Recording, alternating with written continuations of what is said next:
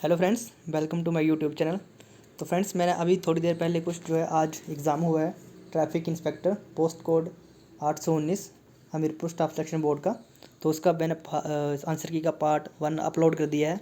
उसका descriptive link जो आपका वीडियो का लिंक आपको डिस्क्रिप्शन में मिल जाएगा। ये पार्ट 2 है। जो क्वेश्चन रह गए थे तो एज़ पर प्रॉमिस मैं आपके लिए अभी लेके आया हूँ। तो चलिए शुरू करते हैं, टाइम ना वेस्ट करते हुए। वीडियो स्टार्ट करने से पहले आपसे रिक्वेस्ट है कि वीडियो को लाइक कर दें, ज़्यादा से ज़्यादा शेयर कर दें और चैनल को सब्सक्राइब कर दें। चलिए शुरू करते हैं, do not waste much time. ठीक है, तो हमने 94 क्वेश्चन पार्ट 1 में कर लिए थे, तो हम पार्ट 2 में चलेंगे अब। ठीक है, तो क्वेश्चन नंबर 95, सिंधु घाटी के लोग पूछते थे। तो सिंधु घाटी के लोग किसे पूछते थे? मदर गॉडेस को। Option A is the right answer. Question number 96, Rigveda में कितने जो है सूक्तों की हैं, कितने इसमें हाइम्स है? तो उसमें है 1028। Option B is the right answer. Question number 97, Gautam Buddha का पालन पोषण किसने किया था? तो इसका राइट आंसर ऑप्शन सी महा प्रजापति। ठीक है, तो उनकी देखो, उनकी माता का नाम, बचपन की माता का नाम उनका माया देवी, परंतु उनके जन्म के 7 दिन बाद ही उनकी जो माता थी वो एक्सपायर हो गई थी। तो फिर जो उनका जो पालन पोषण था वो महा प्रजापति ने किया था। ठीक है, नेक्स्ट क्वेश्चन 98, निम्न में से किसने जैन धर्म स्वीकार किया? तो जैन धर्म किसने स्वीकार किया था? Option C Chandragupta Maurya. ठीक है, चंद्रगुप्त मौर्य ने जैन धर्म स्वीकार किया था। क्वेश्चन नंबर 99, मतलब कौन सा शासक जो है शक नहीं था? तो कौन ने? मिलांडर। ठीक है, जो मिलांडर था ये शक नहीं था, ये क्या था? इंडो ग्रीक था। ठीक है, बाकी रुद्रा दामन, सोडस और नापान ये सारे के सारे क्या थे? ये शक थे। ठीक है, मिलांडर जो था इंडो ग्रीक था। तो option B is right answer होगा। कौन सी प्राचीन भारत में एक साम्राज्य नहीं था? तो इसका सही आंसर होगा ऑप्शन सी हम्पी। ठीक है, हम्पी कोई राज साम्राज्य नहीं था, ये एक कैपिटल थी किसी एक की। ठीक है, अवंती, वर्ष और कौशल ये के थे, ये महाजनपद थे 3। ठीक है, 16 जनपद थे, 16 में से ये 3 थे। ठीक है, आगे है क्वेश्चन नंबर 101, भारत के किस क्षेत्र में सूफीवाद और फिर दोस्ती सिलसिला लोकप्रिय था? ठीक है, तो ये बिहार रीजन था, उसमें पॉपुलर था। ठीक है, option D is right answer. ठीक है, तो फ्रेंड्स आपसे रिक्वेस्ट है कि वीडियो को लाइक कर देना और अपने ज़्यादा से ज़्यादा फ्रेंड्स के साथ हो सके तो शेयर करना और चैनल को सब्सक्राइब कर देना। जिन्होंने पार्ट 1 नहीं देखा वो डिस्क्रिप्शन में जाके पार्ट 1 का लिंक देख सकते हैं। ठीक है, क्वेश्चन नंबर 102, चलिए आगे चलते हैं। 102 का है सातवाहन। तो सातवाहन जो थे वो किससे संबंधित थे? तो इनका जो एरिया था वो कौन था? आंध्र रीजन। ठीक है, तो आंध्र रीजन है, वहाँ पे उनकी डायनेस्टी थी। नेक्स्ट क्वेश्चन 103, बाबर जो है पानीपत की लड़ाई जीत गया। ठीक है, तो किसका मुख्य कारण क्या था? ऑप्शन सी उसकी तुलगमा पद्धति। ठीक है, उसने तो तुलगमा सिस्टम जिसने युद्ध में जो अपनाया था उसकी वजह से वो जीत गया था। ठीक है, क्वेश्चन नंबर 104, किस सिख गुरु ने अमृतसर शहर की नींव रखी? तो इसका सही आंसर है ऑप्शन बी गुरु रामदास। ठीक है, तो गुरु रामदास ने अमृतसर नींव रखी थी अमृतसर शहर की, और जो गोल्डन टेम्पल था वो गुरु अर्जन देव ने बनाया था।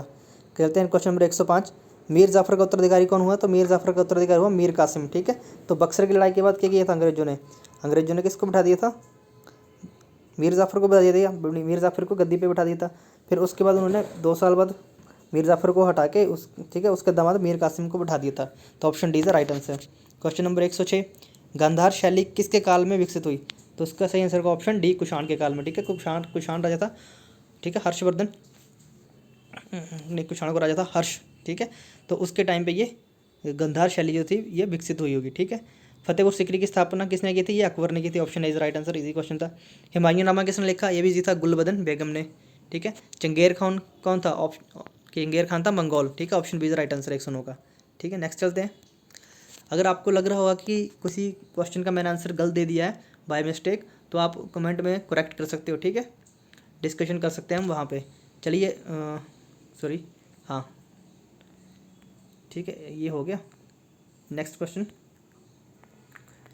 हमारा 110। ठीक है, अल हिलाल समाचार पत्र। तो अल हिलाल समाचार पत्र किसने लिखा था? अबुल कलाम आज़ाद ने शुरू किया था। नेक्स्ट क्वेश्चन 111, इंकलाब जिंदाबाद का नारा सर्वप्रथम किसने दिया था? देखो ये क्वेश्चन थोड़ा डाउटफुल है। देखिए इंकलाब, इन्होंने अगर ऐसे पूछा था कि इंकलाब जिंदाबाद का नारा किसने दिया, तो ये भगत सिंह हो जाना था। ठीक है, एज पर चारों के आंसर के अकॉर्डिंग भगत सिंह ही इसमें सही आंसर है। पर सबसे पहले जो ये नारा था ये था मौलाना हसरत मोहानी ने दिया था। ठीक है, और इन्होंने पूछा भी यही है क्वेश्चन में कि इसका फर्स्ट सबसे पहले किसने रेज किया था इस नारे को, सर्वप्रथम किसने, तो इसके द्वारा लगाया गया था। ठीक है, तो ऑप्शन में मौलाना हसरत है नहीं, तो ये डिस्प्यूटेड क्वेश्चन है थोड़ा सा। ठीक है, बाकी आगे देख सकते हैं, इसके ऑब्जेक्शन डाल सकते हैं कि जब भी आंसर की आएगी। क्वेश्चन नंबर 112, पिछड़े वर्गों का उत्थान का कार्यक्रम किसका मुख्य कार्यक्रम था? तो वो था सत्यशोधक। तो सत्यशोधक समाज जो था ये पिछड़े वर्ग के लोगों के लिए काम करता था। क्वेश्चन नंबर 113, वल्लभ भाई पटेल का जन्म कहाँ हुआ था? ठीक है, तो इनका जन्म हुआ था नडियाद में, ठीक है, गुजरात के नडियाद में होता है। क्वेश्चन नंबर 114, जो है रॉलेट एक्ट का क्या परिणाम हुआ, ठीक है। तो क्या रॉलेट एक्ट लेड टू, क्या उसमें अमृतसर में नरसंहार हुआ, ठीक है। जलियांवाला बाग जो हुआ था 1919 में, तो ये किसका ही था, ये रॉलेट एक्ट की वजह से ही हुआ था, क्योंकि वहाँ पे लोग जो थे विरोध कर रहे थे शांतिपूर्वक, ठीक है। तो वहाँ पे आके गोलियाँ चला दी थी जनरल डायर ने, ठीक है। आगे 115 नंबर क्वेश्चन, निम्न में से कौन भारत के धर्मनिरपेक्ष राज्य के रूप में पूर्ण वर्णित करता है, ठीक है। तो इसका सही आंसर होगा ऑप्शन डी, संविधान की प्रस्तावना, प्रियम्बल ऑफ द कॉन्स्टिट्यूशन, ठीक है। तो प्रियम्बल, कॉन्स्टिट्यूशन की प्रियम्बल में दिया हुआ है कि इंडिया क्या एक सेकुलर कंट्री है, ठीक है। नेक्स्ट करते हैं और ये आप कमेंट्स में आंसर करके बताना कि कौन से संविधान संशोधन के द्वारा ये सेकुलर वर्ड जो है हमारे संविधान की प्रस्तावना में जोड़ा गया था। चलिए आगे चलते हैं। Question number 116, 1/3 of the member of the Rajya Sabha retired after, ठीक है। तो हर 2 वर्ष के बाद जो है राज्यसभा के सदस्य जो सेवानिवृत्त हो जाते हैं, ठीक है। राज्यसभा के सदस्यों का कार्यकाल कितना होता है, 6 साल का होता है, ठीक है। हर 2 साल में 1/3 जो है रिटायर हो जाते हैं। चलिए नेक्स्ट करते हैं। विधायी शक्तियाँ निहित होती हैं, ठीक है। तो जो लेजिस्लेटिव पावर्स है ये किस में सारी, ये हमारे पार्लियामेंट में है। Option B is the right answer. Question number 118, retirement age of a high court जज। तो हाई कोर्ट के जज की रिटायरमेंट एज कितनी है, 65 ईयर, ठीक है। बाकी सेशन कोर्ट की होगी तो उसकी इसकी होगी, इसकी बाकी जज हैं उनकी रिटायरमेंट एज 62 है। हाई कोर्ट और सुप्रीम कोर्ट के जजेस हैं, इनकी रिटायरमेंट एज 65 है। नेक्स्ट क्वेश्चन, भारत के प्रथम आम चुनाव किस वर्ष हुए थे। तो इसका सही आंसर होगा ऑप्शन डी, 1952 में, ठीक है, 1951 to 52, ठीक है। और भारतीय संविधान में वर्तमान में कितनी अनुसूचियाँ हैं। तो इसका राइट आंसर है ऑप्शन सी, 12, ठीक है। तो जब संविधान बना था तब 8 अनुसूचियाँ थी, उसके बाद 4 अनुसूचियाँ और जोड़ी गई हैं, ठीक है। 12 इज द राइट आंसर, ठीक है। क्वेश्चन नंबर 121, अनुसूचित जातियों का सर्वाधिक जनसंख्या वाला राज्य कौन सा है। तो सही आंसर है ऑप्शन ए, उत्तर प्रदेश, ठीक है। तो शेड्यूल कास्ट सबसे ज़्यादा उत्तर प्रदेश में है। संयुक्त राज्य के राष्ट्रपति का चुनाव कितने वर्षों के बाद होता है। तो एवरी 4 ईयर, ठीक है। Option B is the right answer. किसे संसद संविधान का संरक्षण माना जाता है, ठीक है। तो संविधान का संरक्षण किसे माना गया है, ये जो है सर्वोच्च न्यायालय, ठीक है। सुप्रीम कोर्ट जो है ये है इसको गार्डियन माना गया है कॉन्स्टिट्यूशन ऑफ इंडिया का, ठीक है। क्वेश्चन नंबर 124, कौन भारत में एकल हस्तांतरणीय मत पद्धति का निर्वाचित होता है, यानी कि सिंगल ट्रांसफरेबल वोट, ठीक है। तो इसका सही आंसर होगा ऑप्शन बी, लोकसभा का स्पीकर, ठीक है। Option A is the right answer. Question number 125, which is prescribe as a non, ठीक है, सॉरी, हाँ, किसकी अध्यक्षता गैर सदस्य द्वारा की जाती है। तो बोले इनमें से देखो, राज्यसभा, लोकसभा और विधानसभा की द्वारा किया गया, ओहो। तो इसका right answer option A, sorry इसमें डी नहीं होगा, इसमें ऑप्शन ए होगा, राज्यसभा। तो राज्यसभा की अध्यक्षता जो है इसका जो नॉन मेंबर होता है उसके द्वारा की जाती है, क्योंकि राज्यसभा की अध्यक्षता कौन करता है, हमारा करता है उपराष्ट्रपति, ठीक है। तो उपराष्ट्रपति जो है राज्यसभा का सदस्य नहीं होता है। चलिए आगे चलते हैं। 126, क्वेश्चन नंबर 126, भारत के प्रमुख मुख्य निर्वाचन आयुक्त कौन थे पहले। तो पहले कौन थे, Sukumar Sen, option C is the right answer. Question number 127, ठीक है, डेमोक्रेसी वर्ड कहाँ से निकला है, कहाँ से ड्राइव हुआ डेमोक्रेसी। तो ये हुआ ऑप्शन ग्रीक लैंग्वेज से, ठीक है। तो democracy is a Greek letter, ठीक है। तो option A is the right answer, ठीक है। संविधान को पवित्र दस्तावेज किसने कहा था, ये कहा था डॉक्टर भीमराव अम्बेडकर ने। तो 128 का राइट आंसर होगा ऑप्शन ए। क्वेश्चन नंबर 129, संसद के दोनों सदनों की संयुक्त बैठक की अध्यक्षता किसके द्वारा की जाती है। तो ये की जाती है लोकसभा के स्पीकर के द्वारा। Option C is the right answer, ठीक है। तो कन्फ्यूज़ नहीं होना है, संसद के दोनों सदनों को कौन बुलाता है, राष्ट्रपति बुलाता है, ठीक है। उसको बुला राष्ट्रपति सकता है, परंतु जो उनकी जो है उसकी जो है क्या बोलते हैं, उसकी जो अध्यक्षता होता है वो लोकसभा का स्पीकर करता है, ठीक है। क्वेश्चन नंबर 130, यदि सूर्य नहीं होगा तो आकाश का रंग कैसा होगा, ब्लैक, ठीक है। देखो ब्लैक है, नन ऑफ दीज, किसी भी ऑप्शन में ब्लैक ऑप्शन नहीं दिया है, तो इसका राइट आंसर होगा option D, none of these, ठीक है। सी ऑफ ट्रैंक्विलिटी किसे कहा जाता है, इज ऑन, ठीक है। सी ऑफ ट्रैंक्विलिटी किसके ऊपर है, ऑन मून। तो इसका राइट आंसर है ऑप्शन डी, चंद्रमा के ऊपर है ये सी ऑफ ट्रैंक्विलिटी, ठीक है। क्वेश्चन नंबर 132, किस स्थान पर स्थानीय समय के डैश के द्वारा जाना जाता है। तो मतलब जो हमारा लोकल टाइम होता है वो किसके द्वारा जाता है, तो हमारा जाता है लॉन्गिट्यूडनल पोजीशन, ठीक है। जो लॉन्गिट्यूडनल पोजीशन होती है, ठीक है, यानी कि जिसकी जो दशांतर की स्थायी स्थिति होगी। तो 132 में का सही आंसर होगा ऑप्शन डी। दक्षिण गोलार्ध में पछुआ हवा, यानी कि जो वेस्टरलाइज होती है हमारी पछुआ हवा, वो कैसे चलती हैं, वो चलती है हमारी नॉर्थ टू वेस्ट, ठीक है, north to west. Option C is the right answer. चलिए आगे चलते हैं। Question number 134, the core of the earth is known as. तो उसको होते हैं barysphere, C is the right answer. Question number 135, ज्वालामुखी क्षेत्र रिंग ऑफ फायर किससे गिरा हो? तो रिंग ऑफ फायर जो है जो गिरा हुआ है ये प्रशांत महासागर के साथ। Option D is the right answer. कौन सी ठंडी समुद्र धारा है? तो इनमें से ठंडी समुद्र धारा कौन है? ऑप्शन डी बेंगुला धारा, ठीक है। तो बेंगुला धारा ये है ठंडी है, बाकी गल्फ स्ट्रीम, ब्राज़ील स्ट्रीम और क्रोशियो स्ट्रीम ये सारी की सारी कौन सी है? ये गर्म है। तो बेंगुला धारा क्या है? ये ठंडी है। आगे चलते हैं 137। उष्ण कटिबंधीय घास कौन है? Which is the tropical grassland? तो सवाना। तो सवाना जो घास के मैदान है या जो मरुस्थलीय घास जो भी है ये क्या है? ये हमारे ट्रॉपिकल ग्रास लैंड है, ठीक है, सवाना के। Option A is the right answer. Question number 138। और देखिए सर इसका दक्षिण पश्चिमी अफ्रीका के निगरों को क्या कहते हैं, ठीक है। तो इसका थोड़ा डाउटफुल लग रहा है, इसका ऑफिशियल आंसर का वेट करते हैं, ठीक है। निगरोस को क्या कहते हैं? Question number 139। नमीबिया का जो पुराना नमीबिया जिसका नया नाम है, किसका नया नाम है? तो नमीबिया जो है साउथ वेस्ट अफ्रीका, ठीक है। तो पहले नमीबिया को साउथ वेस्ट अफ्रीका कहा जाता था। Option D is the right answer. Question number 140। कौन सा द्वीप समूह है? तो इनमें से कौन सा द्वीप है? फिलीपींस, ठीक है, फिलीपींस, ठीक है। तो फिलीपींस जो है ये क्या एक द्वीप समूह है, ये बहुत सारे द्वीपों का एक देश है, ठीक है। बर्मा, मलेशिया और वियतनाम। अगर आपने वर्ल्ड मैप देखा होगा या वर्ल्ड हिस्ट्री का भी पढ़ते होगे या इंटरनेशनल करंट अफेयर पढ़ते होगे तो आपको इजीली इसका आंसर दे सकते थे, ठीक है। आगे चलते हैं क्वेश्चन नंबर 141 के। Largest river in the world तो कौन सी है? लॉन्गेस्ट, सॉरी लार्जेस्ट नहीं लॉन्गेस्ट, लंबी। तो सबसे लंबी नदी कौन सी है? नील नदी, ठीक है। तो ए इज द राइट आंसर। और अगर सबसे बड़ी पूछ ले तो वो कौन सी है? अमेजोन। आगे चलते हैं क्वेश्चन नंबर 142। खैबर दर्रा किस देश में? तो खैबर दर्रा है पाकिस्तान में, ठीक है। Option D is the right answer. आगे चलते हैं question number 144। Gondwana hills are located in which state? ठीक है, तो गोंडवाना हिल कहाँ पे है? ये मध्य प्रदेश में है। Option A is the right answer. Question number 144। Tungabhadra किसकी सहायक नदी है? तो तुंगभद्रा जो है कृष्णा की सहायक नदी। Option D is the right answer. Question number 145।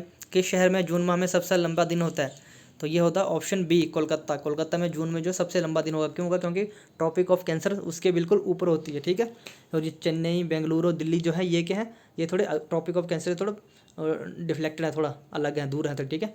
But जो कोलकाता शहर है ये बिल्कुल ऊपर है ट्रॉपिक ऑफ कैंसर के। तो इसका राइट आंसर होगा ऑप्शन बी। आगे चलते हैं 146। रणथंभौर, ठीक है, रणथंभौर पता होगा आपको। रणथंभौर नेशनल पार्क जो है, ठीक है, ये किस लिए है? ये बाघों के लिए प्रसिद्ध है, ठीक है। टाइगर रिजर्व है ये, ठीक है, कर्नाटका में है। आगे चलते हैं श्री सैलम जल विद्युत परियोजना किस नदी पे है? तो श्री सैलम जल विद्युत परियोजना जो है ये जो है कृष्णा नदी के ऊपर है, ठीक है। और ये तेलंगाना स्टेट में है। नेक्स्ट चलते हैं क्वेश्चन नंबर 144। तो क्वेश्चन नंबर 148 148। Operation flood. तो ऑपरेशन फ्लड किससे रिलेटेड था? ऑपरेशन फ्लड जो था ये जो था डेयरी डेवलपमेंट से रिलेटेड था। आगे चलते हैं क्वेश्चन नंबर 149। ओएनजीसी का हेडक्वार्टर कहाँ पे है? इजी था क्वेश्चन, इसका सही आंसर होगा ऑप्शन ए देहरादून। आगे चलते हैं क्वेश्चन नंबर 150, ठीक है। तो वाटर ट्रांजैक्शन क्या कहते हैं? जो वाटर ट्रांजैक्शन होती है यानी वस्तु विनिमय लेन देन क्या होता है? तो ये नाम से ही लग रहा था वस्तु विनिमय होता है कि सामान के बदले सामान लेना, ठीक है, यानी माल का माल के साथ विनिमय, यानी कि हम जब इससे पुराने टाइम में ट्रेड होता था, ठीक है। तो एक सामान देना दूसरा सामान ले लेना, ठीक है, वस्तुओं के बदले वस्तु है, ठीक है। आगे चलते हैं नेक्स्ट क्वेश्चन 151, ठीक है। स्टैगफ्लेशन। तो स्टैगफ्लेशन इज डिफाइंड एज, तो इसका सही आंसर होगा ऑप्शन बी हाई इन्फ्लेशन, लो ग्रोथ और हाई एम्प्लॉयमेंट, ठीक है। तो जब स्टैगफ्लेशन होती है तब क्या होता है? जो ग्रोथ रेट जो है लो होती है, अनएम्प्लॉयमेंट बहुत ज़्यादा राइज कर जाती है और इन्फ्लेशन महंगाई हाई हो जाती है, ठीक है। Option B is the right answer. Question number 152। Gross national product. तो ग्रॉस नेशनल प्रोडक्ट का सही क्या होता है? ये है money value, money value of the total national production for any given period of time, ठीक है। तो क्या होता है कि जो भी हमारी एक साल के अंदर जो राष्ट्र की जो उत्पादन की जो वैल्यू होगी किसी पीरियड ऑफ टाइम में, बेसिकली ये एक साल के अंदर हम लेते हैं, ठीक है, तो उसको बोलते हैं हम ग्रॉस नेशनल प्रोडक्ट। आगे चलते हैं question number 153। Which is related as a banking reform. तो इनमें से कौन सी जो कमेटी है बैंकिंग रिफॉर्म से रिलेटेड है? तो इसका सही आंसर होगा ऑप्शन ए नरसिम्हा समिति, ठीक है। Option A is right answer. Kelkar समिति जो थी ये किसी थी? Reform tax structure. फ्रेंड्स जो भी हमारी जितनी भी कमेटियाँ हैं ये आप इनको पढ़ लीजिए, ठीक है, पढ़ लीजिए कर रही है किसी भी एग्ज़ाम से पहले, क्योंकि हर बार कमेटी से 1 या 2 क्वेश्चन आते ही आते हैं, ठीक है। आगे चलते हैं क्वेश्चन नंबर 154। कौन सा केंद्रीय बैंक का परिणात्मक साख नियंत्रण साधन नहीं है? तो वो कौन सा है? मोरल एसोसिएशन, ठीक है। तो नैतिक प्रत्यायन ये जो सेंट्रल बैंक का काम नहीं है। Option D is right answer. Question number 155 का सही आंसर होगा ऑप्शन ए, कंपनियों की कुल आय। Corporation tax is a tax impose on, ठीक है। तो कॉर्पोरेशन टैक्स लगता है कंपनी के किसके ऊपर लगता है, जो कंपनी की टोटल इनकम होती है उसके ऊपर लगता है। Option A is the right answer. आगे चलते हैं। FDI, what is the full form of FDI? Easy था, foreign direct investment, sorry option इसका सी होगा राइट आंसर। इसमें गलती से टिक कर दिया है, फॉरेन डायरेक्ट इन्वेस्टमेंट इसका सही आंसर होगा 156 का ऑप्शन सी होगा, ठीक है। तो आप ठीक कर लेना इसको, foreign direct investment. Question number 157, to achieve economic self reliance was the main objective of which 5 year plan, ठीक है। तो आत्मनिर्भरता प्राप्त करने का जो लक्ष्य था वो किस पंचवर्षीय योजना में रखा गया था? तो उसका चौथी पंचवर्षीय योजना। तो राइट आंसर होगा option B, 4th 5 year plan, which is also regarded as a distinguished employment. बोले इनमें से कौन सी छुपी हुई बेरोजगारी कही जाती है, ठीक है। तो अब रोजगारी यानी कि अंडर एम्प्लॉयमेंट, तो अंडर एम्प्लॉयमेंट को कहते हैं छुपी हुई बेरोजगारी, ठीक है। और इन एडिशन में आपको दोस्तों बता दूं कि जो जितने भी हमारे 5 ईयर प्लान्स हैं, ठीक है, आप इनको पढ़ लीजिए। और हर जितने भी हमारे 5 ईयर प्लान थे इनका एक कोई ना कोई मोटो रहता, ठीक है। जैसे किसी में था हमारा परिवहन को हमने इंपॉर्टेंस दी थी, किसी में हमने कृषि को दी थी, किसी में हमने गरीबी हटाओ का नारा दिया था, ठीक है। कृषि में हमने सेल्फ मतलब आत्मनिर्भर बनने का प्रयास किया था, तो आत्मनिर्भरता का नारा दिया था, ठीक है। कुछ जो थी हमारी सर्विस के सेक्टर में थी। तो इनके जो है मोटो थे, जो भी इनके टैगलाइंस थी वो आपने पढ़ लेनी है, और कौन सी ईयर कब से कब आई, ठीक है। और इनके बीच एक आता है योजना विकास भी आया था बीच में, उसको भी आपने रखना है, 3 साल का वो आया था, ठीक है। यहाँ से हर बार क्वेश्चन बनता ही बनता है। आगे चलते हैं question number 159, IMF is made up of by the contribution of, ठीक है। तो IMF किसके द्वारा बनता है? तो बनता है जो इसके जो मेंबर नेशन है इसके द्वारा, ठीक है। तो मेंबर जो नेशन है इसको कंट्रीब्यूट करते हैं। आगे है question number 160, price index is measured by a change in. तो प्राइस इंडेक्स किसके द्वारा चेंज किया था? ये किया था हमारा परचेजिंग पावर ऑफ मनी, ठीक है। Option A is the right answer. Question number 161, bamboo is a type of. तो बैम्बू क्या है? ये है ग्रास। ये अभी हाल ही में किसी ने RTI डाली थी, कुछ दिन पहले ही बात है, काफ़ी टाइम की। तो मैं ये एक बार न्यूज़ में देख रहा था, तो आर्टिकल आया था न्यूज़ में। तो बैम्बू जो है ये क्या है? ग्रास है, ठीक है। इसका सही आंसर होगा ऑप्शन सी, ग्रास। बैम्बू के एक ग्रास है। कौन सा प्रोटीन में उच्च स्रोत है, ठीक है। तो प्रोटीन सबसे ज़्यादा किस में होते हैं? सोयाबीन में। सोयाबीन में लगभग 72% जो है सोयाबीन में जो क्या होते हैं? प्रोटीन होते हैं, ठीक है। आगे चलते हैं क्वेश्चन नंबर 163, ठीक है। किस फल की जो सीड्स है उसके बाहर लगे होते हैं? तो आपने स्ट्रॉबेरी खाई होनी, ठीक है। तो स्ट्रॉबेरी के बाहर लगे होते हैं, ठीक है। Option A is the right answer. आगे चलते हैं क्वेश्चन नंबर 164, अंतर्राष्ट्रीय जैव विविधता यानी कि बायोडाइवर्सिटी, ठीक है। तो बायोडाइवर्सिटी कब बनाया जाता है? बायोडाइवर्सिटी वर्ष कौन सा था? सन 2010, ठीक है। International year of biodiversity 2010। Option C is the right answer. Question number 165, विश्व में प्रदूषण का सबसे बड़ा स्रोत क्या है? तो इसका सही आंसर है ऑप्शन डी, इंडस्ट्रियल अपशिष्ट, ठीक है। तो इंडस्ट्रियल अपशिष्ट ही सबसे बड़ा जो है प्रदूषण का स्रोत है। क्वेश्चन नंबर 166, छिली हुई सब्जियों को धोने से कौन सा विटामिन चला जाता है? तो इसका सही आंसर होगा ऑप्शन सी, ठीक है। तो विटामिन बी और विटामिन सी हमेशा याद रखना, बी सी, ठीक है। बी सी ये 2 विटामिन है, ये वाटर सोल्यूबल होते हैं, ठीक है। तो इसलिए जब हम सब्जियों को छिलते हैं तो विटामिन बी या विटामिन जो सी होता है वो चला जाता है। क्वेश्चन नंबर 164, हृदय कितनी बार धड़कता है? तो इसका सही आंसर होगा ऑप्शन सी, 72 बार, 1 मिनट में 72 टाइम। क्वेश्चन नंबर 168, दांत और हड्डी मजबूती और कठोरता प्राप्त करते हैं, ठीक है। तो कौन प्रदान करता है कठोरता? तो कैल्शियम, ठीक है। तो कैल्शियम जो है दांतों को और हड्डियों को कठोरता प्रदान करता है। Option A is the right answer. Question number 169, which is known as a master gland, ठीक है। तो किसे कहा जाता है मास्टर ग्लैंड? पीयूष ग्रंथि, pituitary gland. Option A is the right answer. आगे चलते हैं क्वेश्चन नंबर 170, ठीक है। रेबीज़ क्या है? रेबीज जो है एक वायरल डिसीज़ है। Option D is the right answer, ठीक है। तो ये एक वायरल डिसीज़ है, मतलब प्रिवेंटिव वायरल डिसीज़, यानी कि ये एक कंट्रोल है। तो वायरल डिसीज़ पर ये कंट्रोल है, ये मैन टू मैन नहीं फैल सकता ऐसे, ठीक है, जैसे कोरोना वायरस फैलता है। आगे ये इंग्लिश की कुछ क्वेश्चंस रह गए थे पहली जो मैंने पहला पार्ट अपलोड किया था, ठीक है। तो एज़ पर प्रॉमिस मैं इन क्वेश्चन को सॉल्व करके ले आया हूँ आपसे, ठीक है। तो बाकी तो मैंने करवा दी थी कि 70 से लेके 74 तक रह गए थे। देखिए 70 का सही आंसर होगा हैव बिकम, ठीक है। तो washing machine have become popular in India in the last 10 years और so. Option C is the right answer. आगे जाते हैं क्वेश्चन नंबर 71, ठीक है। Ruling party which have to put its on house, तो in order, house in order, ठीक है। इसका हमेशा, तो ये देखो एक टाइप की ये प्रोवर्ब है, ये हमेशा ऐसे ही यूज़ होगा, चाहे कहीं भी आप उसको यूज़ करो, प्रेजेंट पास्ट परफेक्ट कहीं पे, ये हमेशा हाउस इन ऑर्डर ही होगा, house in order. Option C is the right answer, ठीक है। क्वेश्चन नंबर 72 का सही आंसर होगा ऑप्शन डी, सिंस। सिंस सही आंसर होगा ऑप्शन डी। क्वेश्चन नंबर 73 का सही आंसर होगा yet, option C is the right answer, yet, ठीक है। अब आप सोचोगे, बोलोगे कि स्टिल और टिल नहीं लगा, तो देखो जब भी नेगेटिव सेंटेंस हो तो उसके साथ कभी भी स्टिल और टिल नहीं आता, ठीक है। देखो अब ये जो है इससे पूछ रहा है कि have you finished reading the book, ठीक है। तो बोलता है no I am yet in the middle of it, मैं अभी पढ़ रहा हूँ। देखिए इसमें जो है, इसने नो पहले बोल दिया, ठीक है। तो स्टिल और टिल जब भी आएगा तो ये अपने आप में एक नेगेटिव हो जाता है, ठीक है। परंतु इसमें जो है नो इसने पहले ही बोल दिया कि नो, इसने नेगेटिव पहले दिया, तो एक सेंटेंस में दो नेगेटिव नहीं आ सकते, ठीक है। तो येट आएगा। क्वेश्चन नंबर 74, ठीक है। Genius does what it must and talent does what it can, ठीक है। तो इसका सही आंसर होगा ऑप्शन ए, ठीक है। तो फ्रेंड्स ये थी हमारी आंसर की, फुल आंसर की अपलोड कर दी है मैंने। पार्ट 1 देखने के लिए मैं वीडियो में डिस्क्रिप्शन में डाल दूंगा, वहाँ से आप पार्ट 1 देख सकते हो। और जल्दी हम इसके ऊपर एक वीडियो बनाएंगे इसकी कट ऑफ, पर इसकी कट ऑफ मोस्ट प्रोबेबली 70+ ही रहेगी, ठीक है। क्योंकि 6 पोस्टें हैं, हर कैटेगरी वाइज एक एक पोस्ट है, तो 70 तक की इसकी कट ऑफ रहने की उम्मीद है, ठीक है। और रिक्वेस्ट है आपसे कि चैनल को सब्सक्राइब कर देना, वीडियो को हो सके तो ज़्यादा से ज़्यादा शेयर कर देना। ऐसी ही वीडियो हमारी और भी आती रहेंगी। Thanks for watching. जय हिंद, जय हिमाचल।